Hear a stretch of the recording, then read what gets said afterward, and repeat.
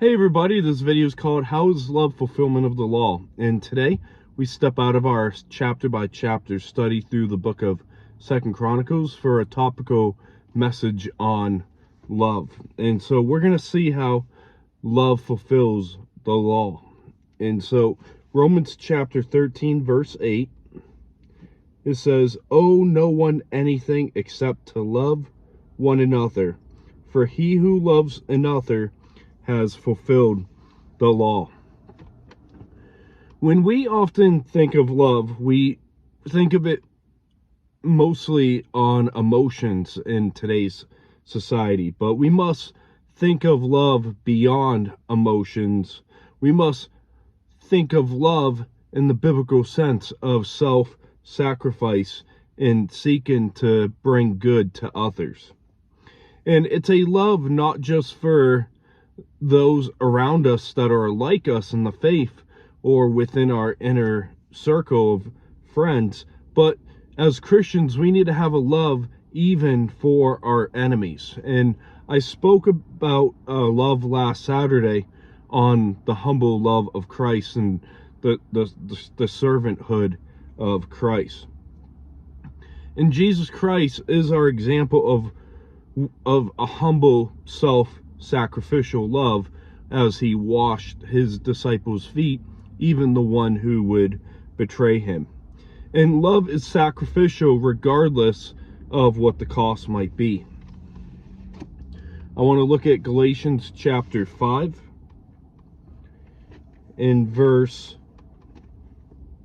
14. It says here, "For all the law is fulfilled in one word, even in this, you shall love your neighbor as yourself." So the Apostle Paul really hits on how love is the fulfillment of the law. He states that the law is fulfilled in keeping of the command of loving your neighbor as yourself.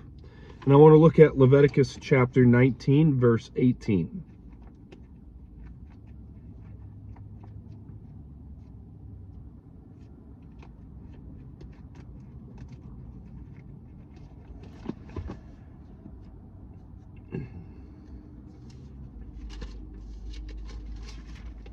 Leviticus 19:18 says, "You shall not take vengeance, nor bear any grudge against the children of your people, but you shall love your neighbor as yourself.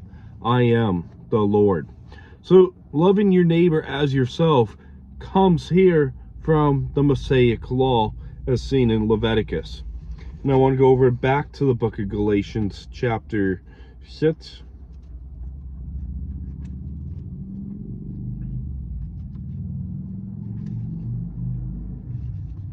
Galatians chapter 6 verse 2. It says here, "Bear one another's burdens and so fulfill the law of Christ." And love is more than just emotional. It is action. And love is what we do when we carry one another's burdens. And that is a sacrificial love, to think less of yourself and to put others before you. And I want to look at James chapter 2, verse 8.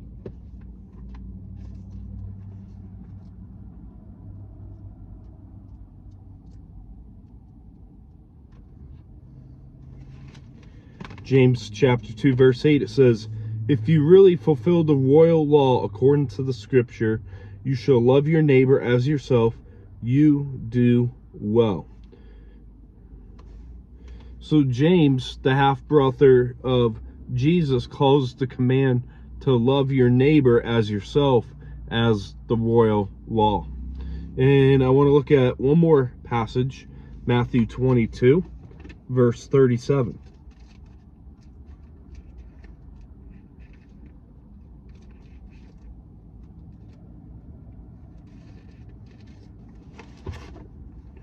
Matthew 22 verse 37 says, "Jesus said to him, you shall love your God with all your heart, with all your soul, with all your mind. This is the first and greatest commandment. And the second is like it, you shall love your neighbor as yourself.